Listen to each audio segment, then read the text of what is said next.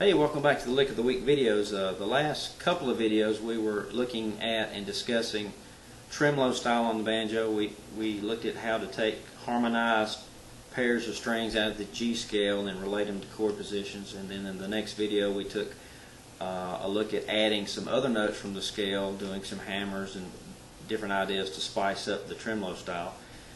We looked at the suspended 4 position and a major 7th. This video I'd like to add the suspended second sound. Now, a suspended second chord basically means that you take the third note out of your major triad. So for the case of G, B, and D is our major triad of the 3 notes we need to make a G chord.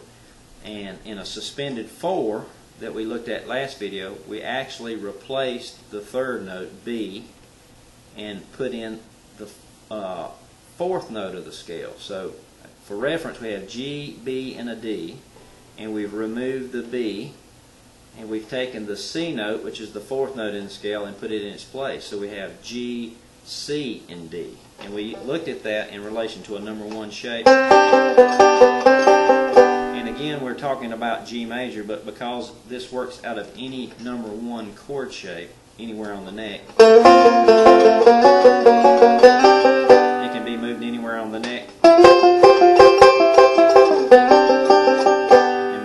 Beautiful music using these chord shapes.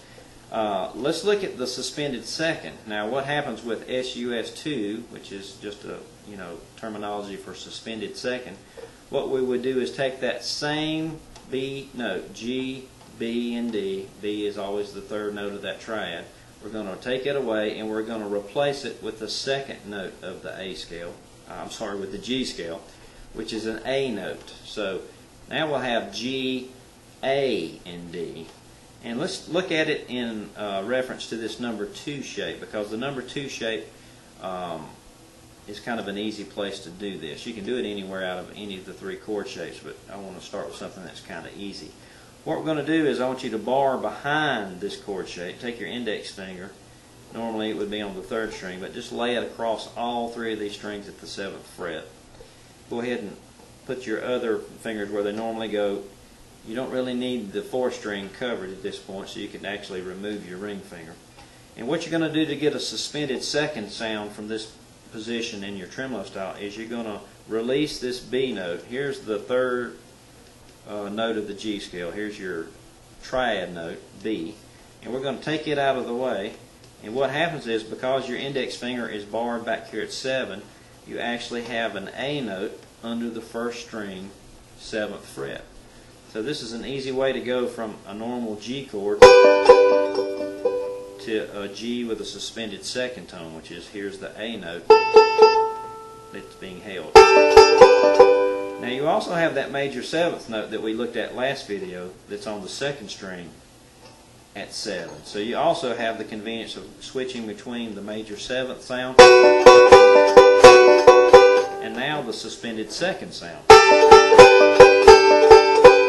Now, looking back at the suspended 4 idea, which we used here, adding a C note, it's also really easy to add that suspended 4 tone to a number 2 shape if you reach 1 fret higher on the 1st string. So the C note that we used here is also pretty nearby this location. So if you keep some fingers available, you can do some really nice sounding things by going from a G suspended second. And you notice I've put my ring finger on the 1st string. You don't have to do that. You could just reach up with the pinky. But just use whatever fingers of the left hand are comfortable for you. And you get this really nice transitional sound between a major chord, a major 7, a suspended second, and a suspended 4. And you can also release both these fingers at the same time, and you get some really nice sounds.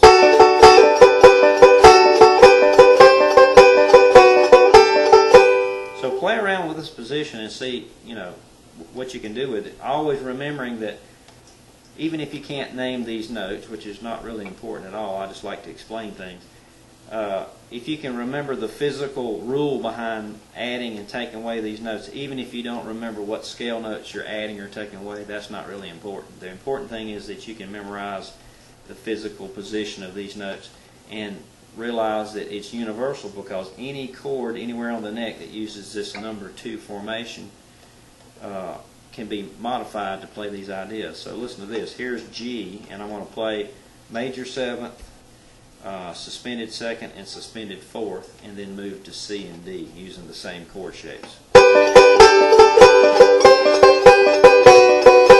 C,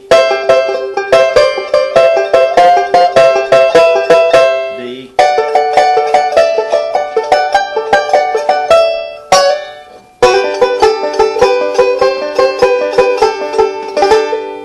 so if you play around with those positions, then you get some really cool sounds. And if you've listened to much tremolo style banjo, you know, in the bluegrass context with all these great players from years past, you hear these ideas a lot, and they're actually borrowed a lot from piano players in the 50s and 60s. They're actually arpeggiated ideas, which are ideas stretched over the confines of a chord. Let's look at a 6th chord now. A 6th chord would be taking the same 3 notes, 1, 3, and 5, and then going out to the 6th note of the scale and adding that to the other 3. So in the case of a G 6 chord, we'd have G, B, and D is our 1, 3, and 5. And if you keep counting scale notes, eventually the 6th note of the G scale is an E note. What we need to do to make a G6 chord is add an E note. Okay, out of any number 1 chord shape, that 6th note of the scale is always found on the 2nd string, same fret as the pinky. So that's a physical rule to remember. In the case of G, this is the E note. So a G scale has an E note at the 6th place. G, A, B, C, D. Well, I counted wrong. G, A, B, C, D, E.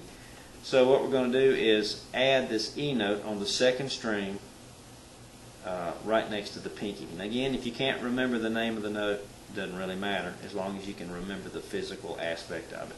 So listen to this. I'm going to tremolo these 3 strings.